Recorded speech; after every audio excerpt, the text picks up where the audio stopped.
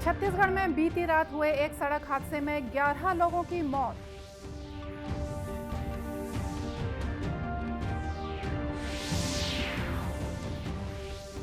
गोवा में शंघाई सहयोग संगठन एससीओ के विदेश मंत्रियों की 2 दिवसीय बैठक आज से।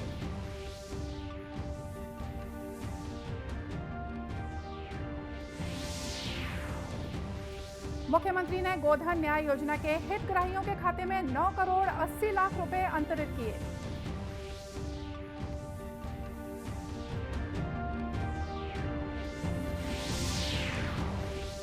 और राष्ट्रीय ग्रामीण आजीविका मिशन बिहान समूह की महिलाओं के साथ 10-10 लाख रुपए की धोखाधड़ी।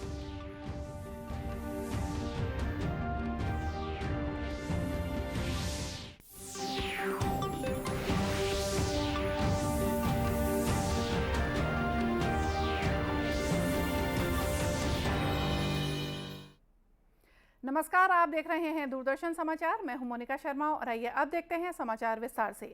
छत्तीसगढ़ में बीती रात हुए एक सड़क हादसे में 11 लोगों की मौत हो गई। बालोद जिले के धमतरी कांकेर नेशनल हाईवे 30 पर जगतारा गांव के पास तेज रफ्तार ट्रक और बोलेरो में जबरदस्त भिड़ंत से यह हादसा हुआ। इस हादसे में 4 पुरुष और 5 महिलाओं सहित एक बच्ची की घटनास्थल पर ही मौत हो गई।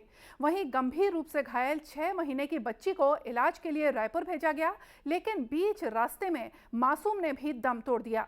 सभी मृतक धमतरी जिले के सोरम भट गांव के निवासी हैं। इधर हादसे के संबंध में पुरूर थाना प्रभारी अरुण कुमार साहू ने बताया कि बुधवार को बोलेरो में सवार होकर 11 लोग बारात में ग्राम मरकाटोला गए थे। वहां से रात में वापस घर लौट रहे थे। धमतरी कांकेर नेशनल हाईवे पर जगतारा से 3 किलोमीटर पहले कांकेर की ओर से आ रहे एक तेज रफ्तार ट्रक और बोलेरो में आमने सामने की भिड़ंत हो गई। हादसे को लेकर गृह मंत्री ताम्रध्वज साहू ने जानकारी दी। चारामा के बीच बालोद गहन के पास हुआ है एक्सीडेंट और बोलेरो से 11 आदमी बैठ के जा रहे थे और ट्रक से उनका एक भिड़ंत हुआ, एक्सीडेंट हुआ, जिसमें 10 लोगों के स्पॉट में मृत्यु हुई। एक बच्ची को रायपुर रिफ़र कर रहे तो शायद अभनपुर के आसपास उसका भी डेथ हुआ। इस प्रकार से मरकाटोला जा रहे थे लोग शादी में। तो अभी ये खबर मिला है और भी और बाकी जानकारी ली जा रही है। मुख्यमंत्री भूपेश बघेल ने इस हादसे पर शोक जताया है। उन्होंने एक ट्वीट कर प्रत्येक मृतक के नाम 4 लाख रुपए की सहायता राशि की घोषणा की है। गोवा में शंघाई सहयोग संगठन एससीओ के विदेश मंत्रियों की आगामी बैठक के लिए प्रतिनिधियों का गोवा पहुंचना शुरू हो गया है। रूस के विदेश मंत्री सर्गेई लावरोव गोवा पहुंच चुके हैं। ये बैठक आज और कल होगी। विदेश मंत्री डॉक्टर एस जयशंकर ने आज सवेरे एससीओ महासचिव झांग मिंग के साथ बैठक की। उन्होंने एससीओ की अध्यक्षता के लिए भारत को समर्थन देने पर जनरल मिंग की सराहना भी की। डॉक्टर जयशंकर ने प्रमुख क्षेत्रों के रूप में स्टार्टअप, परंपरागत औषधि, युवा सशक्तिकरण, बौद्ध विरासत और विज्ञान और प्रौद्योगिकी पर विशेष ध्यान देने की बात कही। चीन और पाकिस्तान समेत शंघाई सहयोग संगठन के सदस्य देशों के विदेश मंत्रियों की बैठक में भाग लेने की संभावना है। डॉक्टर एस जयशंकर रूस और चीन के विदेश मंत्रियों के साथ द्विपक्षीय बैठक करेंगे।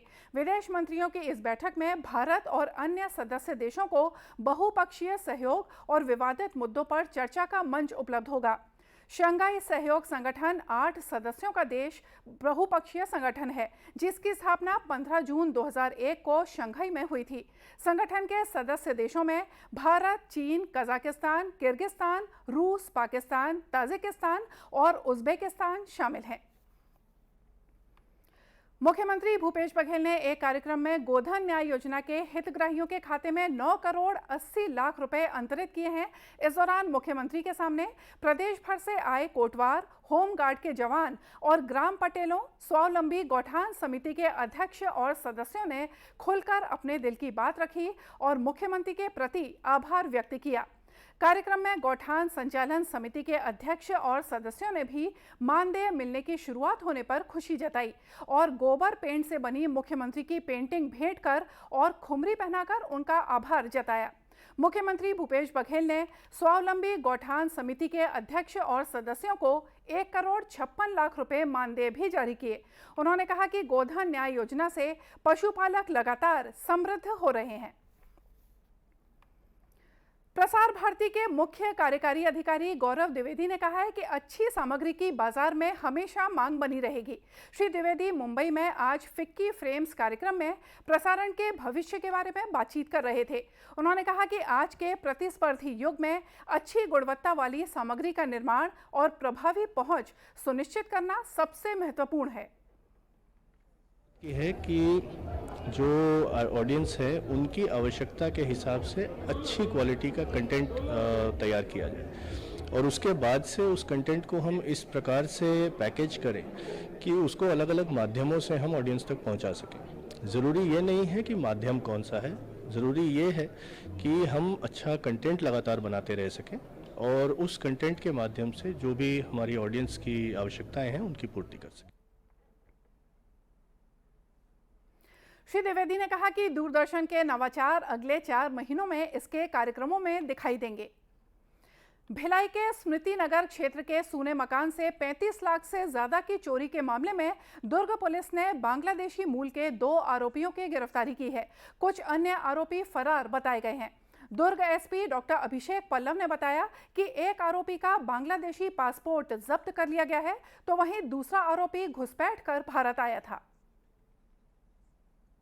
बंगाल से 2 लोगों को गिरफ्तार किया है, जिसको ट्रांजिट रिमांड पे दुर्ग लाया गया।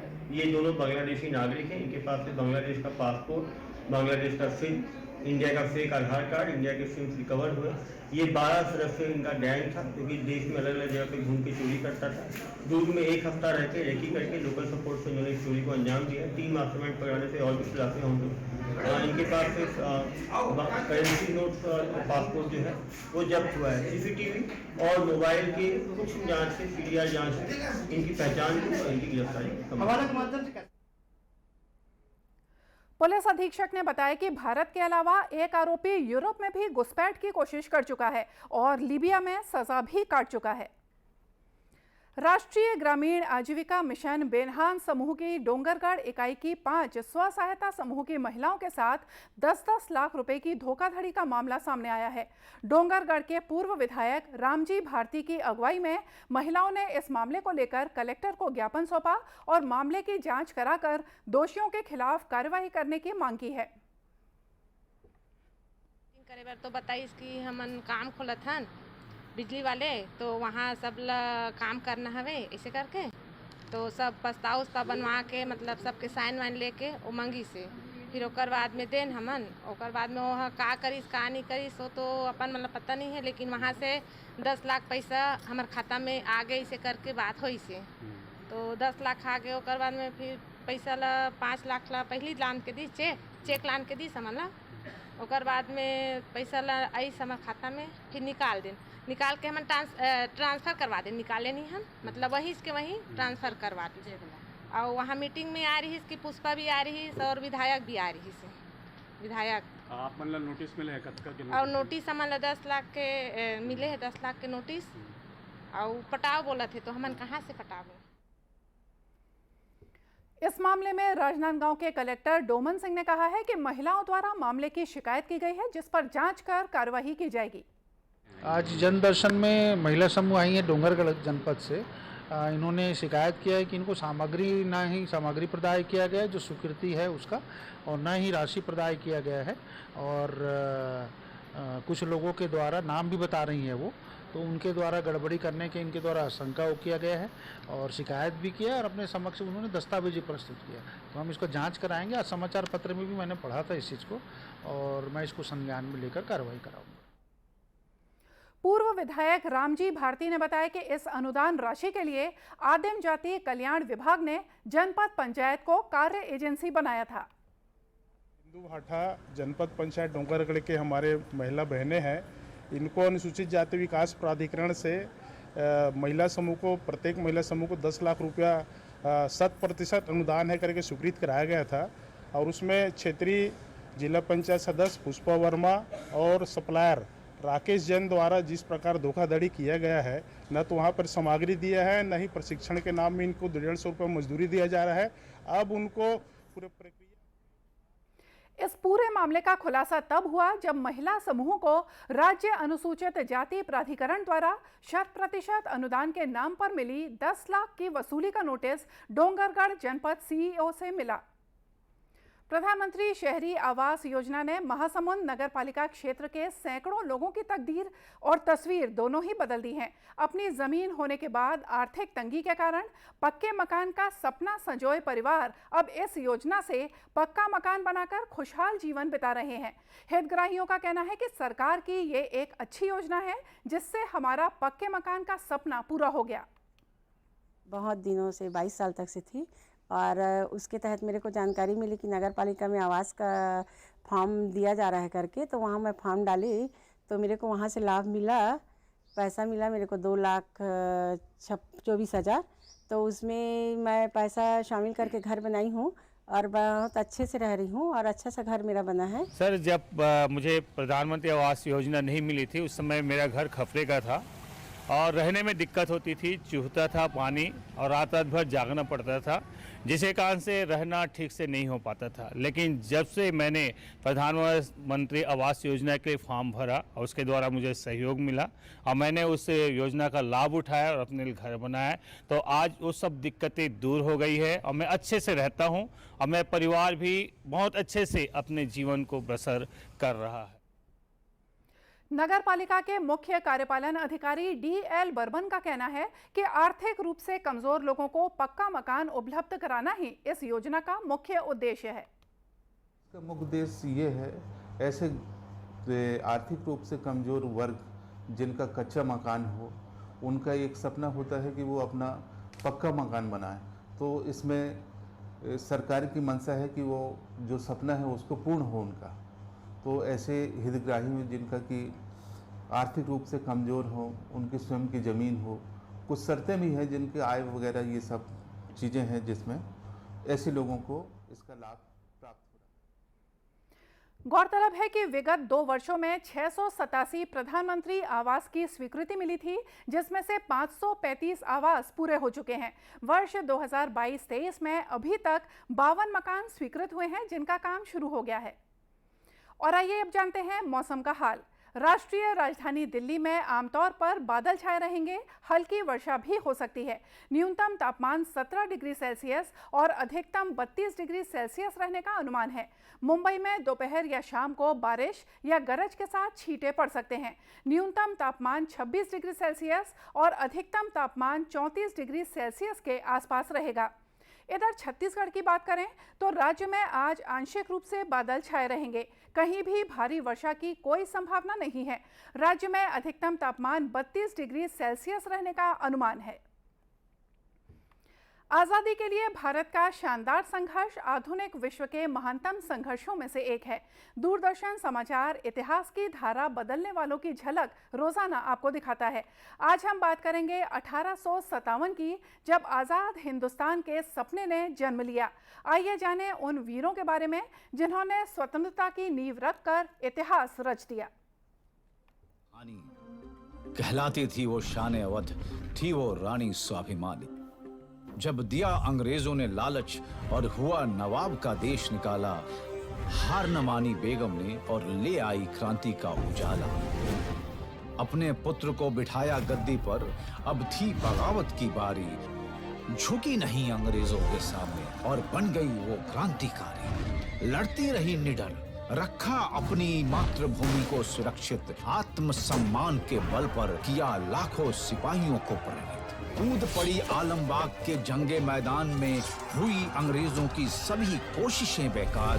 लेकिन जब बढ़ी कैसर बाग की ओर, हार गई जंग, हुई छल की शिकार। कब्जा कर ब्रिटिश राज ने दिया दंड मुक्ति का दिलासा। ठुकरा दिया प्रस्ताव बेगम ने, पहचान गई थी अंग्रेजों का झांसा। गुलामी को किया नामंजूर, आत्मसम्मान नहीं था गंवाना। और साथ लेकर अपनी सेना को हो गई वो नेपाल को रवाना। कमी न आने दी अपनी सैनिकों की देखभाल में और लगा दी अपनी दौलत और संपत्ति। देश और अपनी प्रजा की निस्वार्थ सेवा करने में कभी न हुई उन्हें कोई आपत्ति। नेपाल में देह त्याग कर बन गई वो हिंदुस्तानी शान की मिसाल। बेगम हजरत महल छोड़ गई वो एक अमिट छाप और जला गई स्त्री साहस की मशाल। 1857 के जंग के किस्से आज भी हर भारतवासी के मन में जोश और उत्साह भर देते हैं। ऐसे ही वीरों की प्रेरणादायक कहानियां लेकर हम फिर लौटेंगे। आजादी की अमृत कहानियां, सूचना एवं प्रसारण मंत्रालय। और इसी के साथ ये समाचार बुलेटिन यहीं समाप्त हुआ। नमस्कार।